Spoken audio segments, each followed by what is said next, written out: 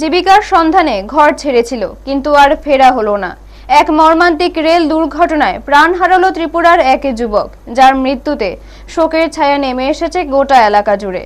রাজ্যের কাঞ্চনমালা এলাকার বাসিন্দা 20 বছরের রমজান মিয়া চেন্নাইয়ে কাজ করতেন। প্রায় 6 মাস আগে পরিবারের আর্থিক সংকট কাটাতে সে কর্মসংস্থানের জন্য চেন্নাইয়ে যান। জানা গেছে, কাজ শেষে বাড়ি ফেরার পথে ওড়িশার একটি রেল দুর্ঘটনায় পড়েন সে। রেল লাইনে দ্বিখণ্ডিত অবস্থায় তার দেহ উদ্ধার করা হয়। ঘটনাস্থলে তার মৃত্যু হয়। এই মর্মান্তিক ঘটনার খবর বুধবার সকালে বাড়িতে পৌঁছতেই শোকের ছায়া নেমে আসে রমজানের পরিবারে। বাবা সোনা মিয়া, যিনি পেশায় একজন দিনমজুর, ছেলের মৃত্যুর সংবাদ পেয়ে ভেঙে পড়েন। 5 ছেলের মধ্যে রমজান ছিল সবচেয়ে ছোট এবং সংসারের হাল ধরতে বাবার পাশে দাঁড়াতো।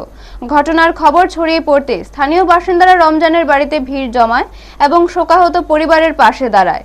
এদিকে ছেলের মৃতদেহ বাড়িতে ফিরিয়ে আনার জন্য সরকারি সাহায্যের আবেদন জানিয়েছেন সোনা মিয়া। আর্থিক অনটনের কারণে একা পক্ষে এই কাজ করা সম্ভব নয় বলে তিনি জানান। এই ঘটনায় পুরো কাঞ্চনমালা এলাকায় গভীর শোকের পরিবেশ বিরাজ করছে। ব্যুরো রিপোর্ট, নিউজ তৎকাল 24। ব্যাপার হয়েছে কি, তার থেকে 6 মাস আগে চেন্নাই গেছে কাম করতে বলিয়া। চেন্নাই যে গেছে গিয়া কাম করতে আছে, কাম কইরা কালকা বাড়ি যে ফিরার পথে কালা সন্ধ্যার সময় ওখানকে রেল উঠছে। রেল উঠতে গিয়ে ওখানে তারা কোন জায়গার মাঝে অ্যাক্সিডেন্ট হয়েছে সেটা আমরা জানি না। তো ওখানে ফোনে গিয়া খবর পাইয়া খবর হয়েছে উড়িষ্যার মাঝে এই ঘটনাটা হয়েছে।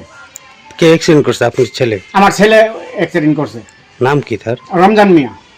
বয়সটা কেমন হবে? বয়স ওই তো 20 বছর চলতেছে। বিয়ে শাদী করছে? না, বিয়ে শাদী করছে না। আমি এই জিনিসটা আমি সরকারের কাছে আবেদন করি, আমার জন্য সরকার যাকে কিছু সাহায্য করে।